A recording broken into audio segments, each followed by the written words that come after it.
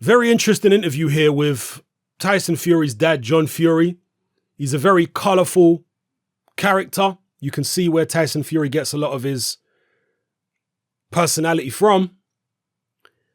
John Fury's interviews, for me, have always been far more interesting than Tyson's interviews. John Fury is a very interesting individual. Whether you love him or hate him, he's going to make you think about the stuff he says and about why he's saying it. In this particular interview, he is very candid, very honest, and expresses uncharacteristic doubt about the outcome of his son's fight against Deontay Wilder.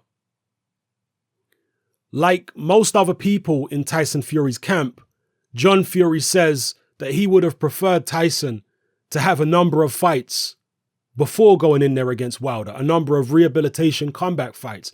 And even more interesting than that, John Fury says that the route he would have preferred Tyson Fury to go down was the Eddie Hearn route. Yeah, he doesn't mention Eddie Hearn's name, but he says, I would have preferred Tyson to fight Tony Bellew, Dylan Whyte, and then go after Joshua. That's what he would have preferred. So I'm assuming he means off the back of Sefer Seferi and Pianetta, then go after Bellew, Dylan Whyte, etc. That's the road John Fury would have preferred, because he says that his son is not match fit. He says he's lost the weight, he's done very well to get back in the condition that he's in, but the only way you get fully match fit, fight fit, is by fighting. It's not in the gym. That's the only way you really get that fight sharpness back, is by fighting. For most fighters, it's like that. There are some exceptions. You got Floyd Mayweather out there who would take years off and he'd get back in the ring and he'd still be sharp as a razor. Perhaps Tyson Fury can be like that too. We'll have to wait and see. But those kind of fighters are the exception, not the rule. So John Fury, very candid, very honest in this interview, is expressing an element of doubt there. He still backs his son to win, of course. But he says the guy's only at 50% at the moment. He's not match fit. Ideally, he would have had a few more fights, like I say, against Bellew and Dylan Whyte. He says those were fights for big money, which he obviously believes were far less dangerous than a Deontay Wilder fight. And I agree with him. I agree with him. I think that that would have been potentially a better route for Tyson Fury to go, because at the end of the day, the big fight against Joshua or Wilder is still there. If Tyson Fury was to fight a Bellew, beat Bellew, then fight a Dylan Whyte, beat Dylan Whyte, he's just elevated himself even higher. He's just proven that this is not a gimmicky comeback. This comeback is for real. He's just taking Bellew out, just taking Dylan Whyte out. He can negotiate hard at a negotiating table with a Wilder or a Joshua after coming through those kind of fights. And let's be honest, Tyson Fury would be favorite against, or would have been favorite against a Tony Bellew or a Dylan Whyte. Yeah, he would have been favorite. If he took on Bellew, beat Bellew, gained some extra match sharpness from the Bellew fight, then gone in against Dylan Whyte, he would have been the favorite against Whyte. Probably 3-1 favorite at least.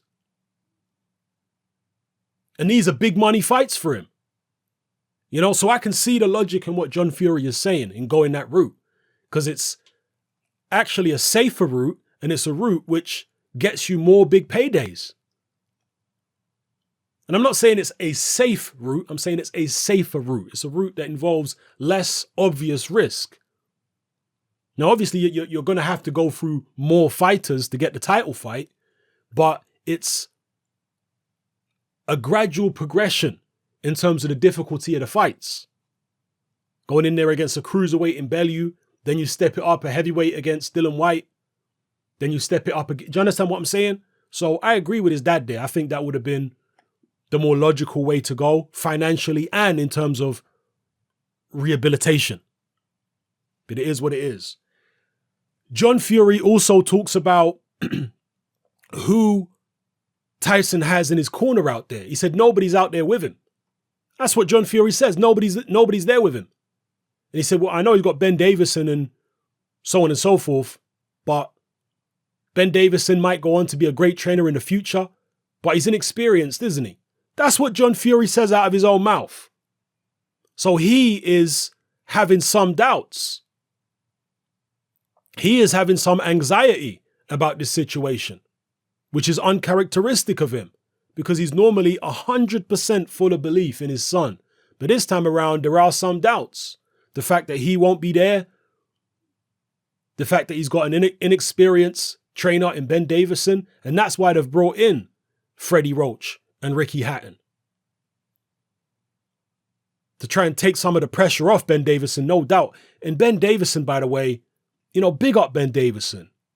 Because as a young, inexperienced trainer, he is going to be under massive pressure. And he must be feeling the pressure right now.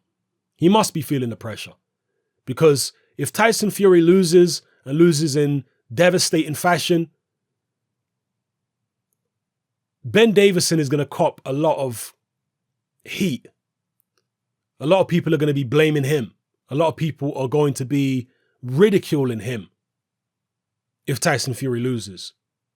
And it might not even be Ben Davison's fault. Ben Davison, in fact, didn't want Tyson Fury to take this fight right now. So I think it would be unfair to be blaming Ben Davison if Tyson Fury was to lose. Obviously, he might be in a situation where he has to accept some responsibility. Let's say he gives Tyson Fury totally the wrong advice, or perhaps he's given Tyson Fury totally the wrong game plan. But you also have to take into account the fact that Ben Davison did not want him to fight Deontay Wilder right now. So anyway, go and have a watch of this interview. Very interesting, well worth watching. An insight into the mind of Tyson Fury's dad, John Fury, what he's thinking. And he still backs his son. He says, look, even at 50%, it should be enough to beat Deontay Wilder because Wilder really doesn't have skills. He's got a big punch and that's it. But he takes confidence from the fact that Vladimir Klitschko was a big puncher too. But he didn't manage to knock Tyson Fury out. So Deontay Wilder, somebody who's not as skilled and not as accomplished as Klitschko, we ain't worried about him. He ain't going to knock Tyson Fury out either. We'll see what happens. Drop your comments in the comment section below, people. Let me know how you feel. It's happening, I'm out. Join me on Patreon. I upload a minimum of 2 podcasts every single week, covering a wide variety of controversial topics, as well as live stream Q&A sessions. Take a look on screen right now at some of the podcasts I've produced so far. For just $3 a month, the equivalent of about £2 a month, you get access to all my new podcasts and my entire back catalogue of past podcasts, including my popular Confessions of a Nightclub Bouncer series. You can listen on your computer or on your smartphone or tablet by downloading the Patreon app from the Google Play Store or the App Store for free.